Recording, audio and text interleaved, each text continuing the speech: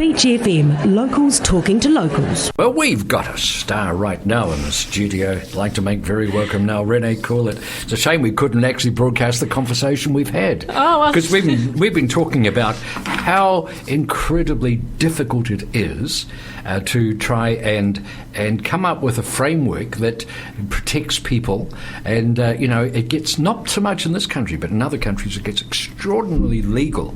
But when it comes right down to it, we've got to make reasonable decisions ourselves, haven't we? Well, that's right.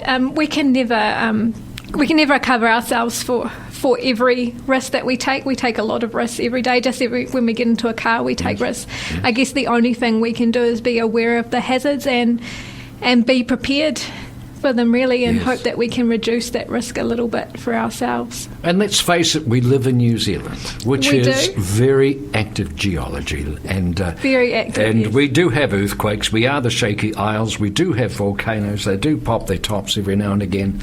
And I suppose that we have accepted that degree of risk, and hopefully we've developed a degree of sensibility about it as well, that we've got reasonable instincts.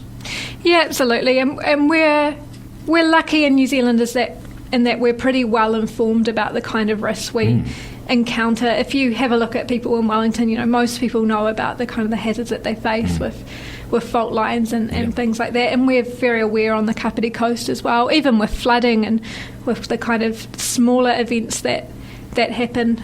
Most people know what to do, which is really great, and that community resilience is just increasing and increasing.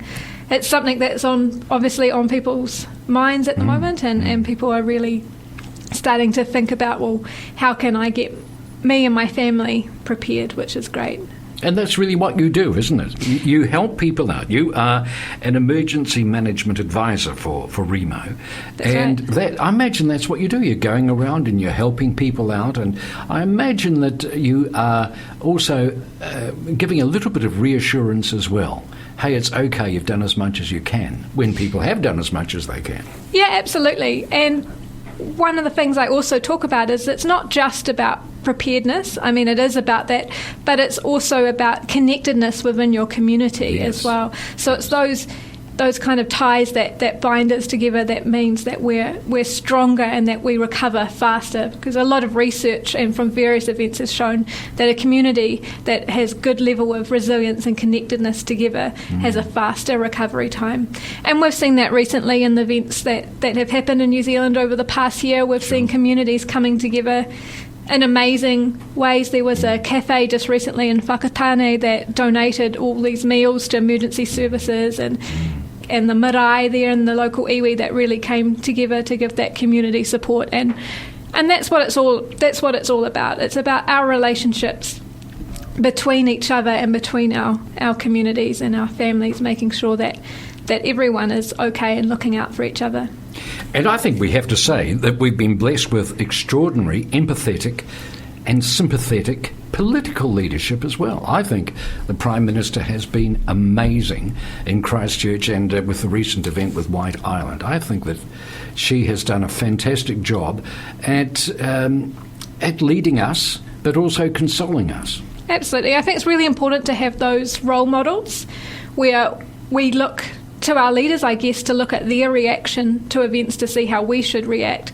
And I think it's her view towards community and, like I said, connectedness and empathy. It's really important to have leaders that demonstrate those qualities. So we're very lucky in that regard. I'm not sure if many countries can claim the degree of leadership that we are very, very fortunate in. I see you've got a little poster there about how much water should we use in an emergency. And I'd like to ask, how long does the water we store last?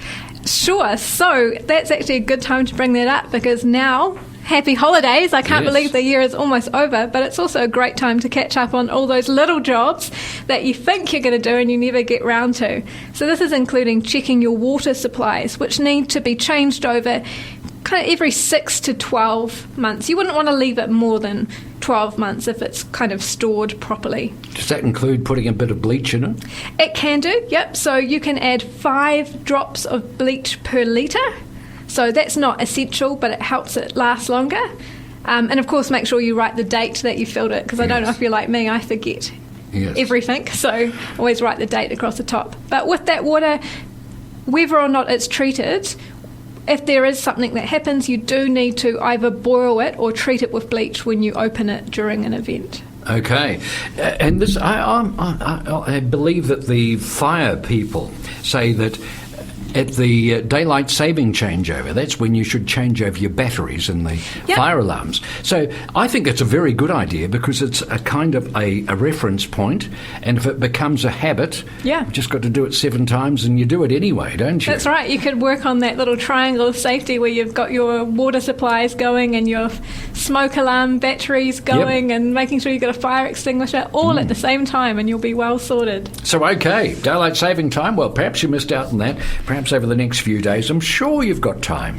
Absolutely. In this beautiful holiday season, I know that's exactly what you want to be doing with your leave, but it is important. It is very important. We need water, and I know we've had a fair bit recently. What a night we've had.